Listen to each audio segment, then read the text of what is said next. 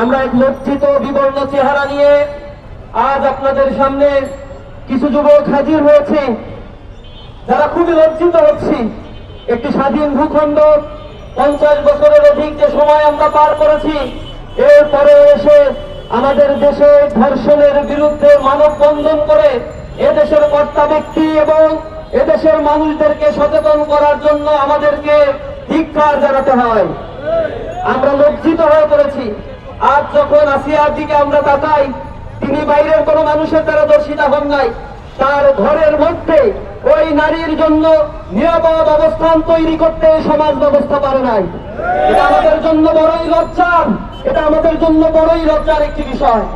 আমরা লক্ষ্য করেছি এই ধর্ষণের সংস্কৃতি বাংলাদেশে নতুন নয়।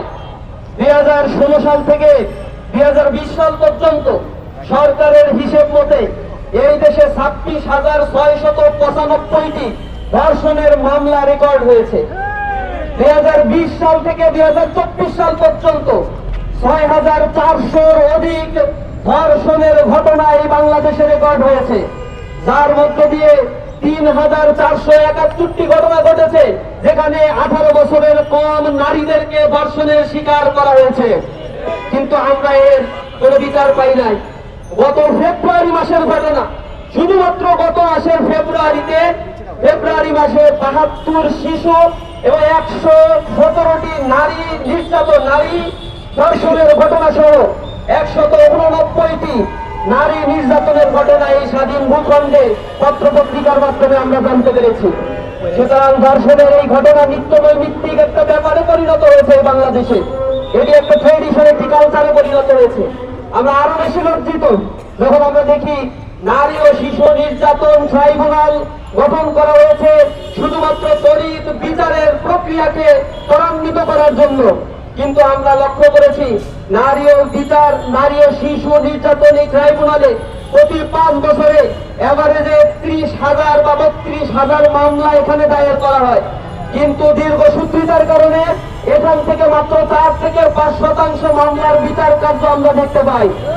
বাদ বাকি 95% কেসের ক্ষেত্রেই এই ধর্ষক জম্পর চরিত্রহীন মানুষগুলো তারা বিচারহীনতার কারণে তারা জামিন নিয়ে আমাদের সমাজেই বসবাস করছে এবং একের পর এক ধর্ষণের ঘটনা ঘটিয়ে তারা গর্ব সহকারে কোনো না কোনো রাজনৈতিক আশ্রয় নিয়ে তারা এ সমাজে বিতর্কে অবস্থান করে। আমরা হীন কালচারের পরিবর্তনের জন্য তীব্র আন্দোলন করে তুলব ইনশাআল্লাহ। ইসলামী ছাত্র শিবির বলতে চাই, বাংলাদেশে নারীদের মর্যাদাকে সমুন্নত করার জন্য ইসলাম যে মর্যাদা দিয়েছে, ইসলামী আইন যে বিধানের কথা বলেছে, আপনারা আজকে দেখেছেন নারীরা মিছিল করে বলছে ধর্ষকদের সর্বোচ্চ শাস্তি আজ মৃত্যুদণ্ড দিতে হবে। এটা 1550 বছর আগে ইসলাম বলে দিয়েছে ধর্ষকদের শাস্তি হবে পাথর মেরে প্রকাশ্য দিবালোকে তাদেরকে হত্যা করতে হবে। বাংলার জমি আর কোন ধর্ষকের জন্ম হবে না। কিন্তু এই সংস্কৃতি আমরা দেখি না। একটা ধর্ষণের মামলা নিতে গেলে যে কাহিনী করা হয়, একটা ধর্ষণের মামলা দেওয়ার পরে 7-8 বছর চলে যায়, সেই মামলার কোনো সুরা হয় না। আমরা এই বিচার ব্যবস্থাকে জেলে সাধারণের জন্য সরকারের প্রতি উদাত্ত আহ্বান জানাচ্ছি। আমরা আরো উদ্বেগের সাথে লক্ষ্য করি, কোন ঘটনা ঘটার পরে বাংলাদেশে একটি রাজনৈতিক দল এখন বলার চেষ্টা করছে বাংলাদেশে নির্বাচিত কোন গভর্নমেন্ট নাই, এ কারণে এই ঘটনাগুলো ঘটছে। আমরা আরো লজ্জিত, এদেশে সেই জুলাই বিপ্লব পরবর্তী যে জাতীয় ঐক্যমত গড়ে ওঠার কথা ছিল, এই ঐক্যমত গড়ে উঠলে এই জাতীয় ধর্ষণ, ছিনতাই, লুটেরাজদের কোন স্থানই বাংলাদেশে হতো না। কিন্তু আমরা সেই জাতীয় ঐক্যমতের বিপরীতে গিয়ে শুধুমাত্র যে কোনো ঘটনা ঘটলেই শুধুমাত্র নির্বাচনী একমাত্র সমাধানের দিকে একটি বৃহৎ রাজনৈতিক দল যে বুলিয়া উড়াচ্ছেন, আমরা তো দেখতে পাচ্ছি তাদের কিছু কর্মীর মাধ্যমে এই ধর্ষণের ঘটনা, লুটতরাজের ঘটনাগুলো ঘটছে। আমরা স্পষ্টভাবে বলতে চাই, এদেশের মানুষকে নারীদের সার্বভৌমত্ব, নারীদের যে সতীত্বের নিরাপত্তা, এই বিধানের ক্ষেত্রে যদি ঐক্যমত পোষণ করতে না পারেন, এই বাংলাদেশের রাজনীতিতেও আপনাদেরকে মাইনাস করা হবে। আপনাদেরকে সমর্থন দেবে না।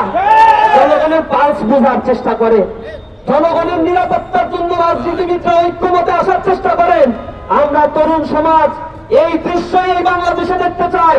এদেশে কোনো হত্যা, খুন, গুম, কোন ধর্ষণের সংস্কৃতি এই যুব সমাজ, এই তরুণ প্রজন্ম আমরা সর্বোপরি আপনাদের কাছে বলতে চাই, উদাত্ত আহ্বান জানাবো সাংবাদিক বন্ধুগণ, আমরা এই যে ধর্ষণের ঘটনাগুলো যেগুলো মিডিয়ায় আসছে, অসংখ্য ঘটনা রয়েছে যেগুলো মিডিয়ায় দীর্ঘ সময় ধরে দেখেছি। এই বাংলাদেশে স্বৈরাচার সরকার বাংলাদেশে বিচারহীনতার সংস্কৃতি তৈরি করেছিল। সংগ্রাম উপস্থিতি, কারো ধারাবাহিকতায় আমরা দেখেছি স্বৈরাচার সরকার এই বাংলাদেশে দর্শকদের বিচার করার পরিবর্তে আমরা দেখেছি এই দর্শকরা তারা মিষ্টি বিতরণ করে উদযাপন করেছিল। সংগ্রাম উপস্থিতি, একই সাথে আমরা দেখেছি এই স্বৈরাচার সরকার বাংলাদেশের সন্ত্রাস চাঁদাবাজদেরকে প্রতিষ্ঠিত করেছিল। কাজে এর ধারাবাহিকতায় এই নতুন বাংলাদেশে যারা দর্শকদেরকে আশ্রয় দিচ্ছে, যারা সন্ত্রাস চাঁদাবাজদেরকে আশ্রয় দিচ্ছে, তারাই হচ্ছে নতুন বাংলাদেশের স্বৈরাচার এবং স্বৈরাচারের দোসর।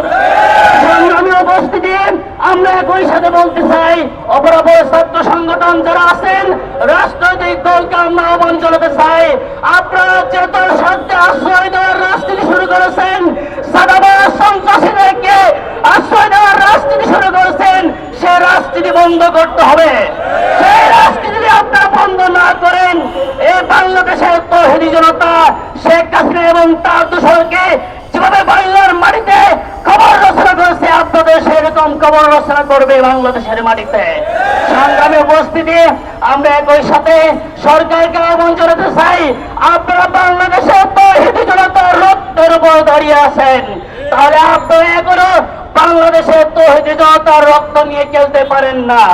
দর্শকদের সর্বোচ্চ আমরা বিচার দাবি করছি এবং আমরা আমাদের যে বিগত সময়ে এতগুলো দর্শন সন্ত্রাস চাঁদাবাজি হচ্ছে, এগুলো আমরা বিচার দাবি করে এবং আমাদের নেতৃবৃন্দ বক্তব্য রাখবেন এবং আপনাদের আমাদের আজকের মানববন্ধন সফল হোক এ আমার স্বভাব ব্যক্ত করে আমার কথা এখানে শেষ করছি।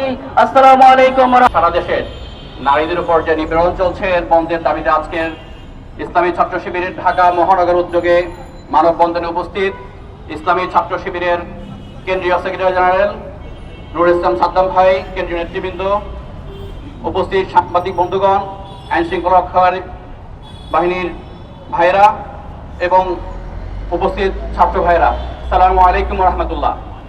প্রিয় উপস্থিতি, আপনারা জেনেছেন গত 6 তারিখ মাগুরায় আমাদের বোন শিশু আসিয়ার উপর যেই ধর্ষণের ঘৃণ্য পৈশাচিক আক্রমণ চালানো হয়েছে, এর পাশাপাশি সারা দেশের নারীদের উপর যেই নিপীড়ন চলছে, আমরা এই সকল ঘৃণ্য কার্যক্রমের তীব্র নিন্দা এবং প্রতিবাদ জানাচ্ছি। প্রিয় বন্ধুগণ, আমরা বলতে চাই, যারা ধর্ষক তাদের আর কোনো পরিচয় নেই, তাদের একমাত্র পরিচয় যারা ধর্ষক, তাদেরকে সামাজিকভাবে এবং পারিবারিকভাবে বয়কট করতে হবে। আমরা প্রশাসনকে বলতে চাই, যাদেরকে গ্রেফতার করা হয়েছে তাদের সর্বোচ্চ শাস্তি নিশ্চিত করতে হবে, যেন আগামী দিনে এই ধরনের ঘৃণ্য কোনো কাজ কেউ করার সাহস না পায়। আমরা আইন শৃঙ্খলা বাহিনী এবং সরকারকে বলতে চাই, আমাদের বোনদের এবং মাদের সর্বোচ্চ নিরাপত্তা আপনারা নিশ্চিত করুন। এই ধরনের ঘৃণ্য কর্মকাণ্ড যদি চলতে থাকে, তাহলে আগামী দিনের জন্য, আমাদের আগামী প্রজন্মের জন্য এই বাংলাদেশ একটি অবাসযোগ্য রাষ্ট্রে পরিণত হবে। আমরা আমাদের আগামী প্রজন্মের জন্য একটি সুন্দর বাংলাদেশ গঠনের প্রত্যয় নিয়ে আজকে আমরা এই মানববন্ধন করছি।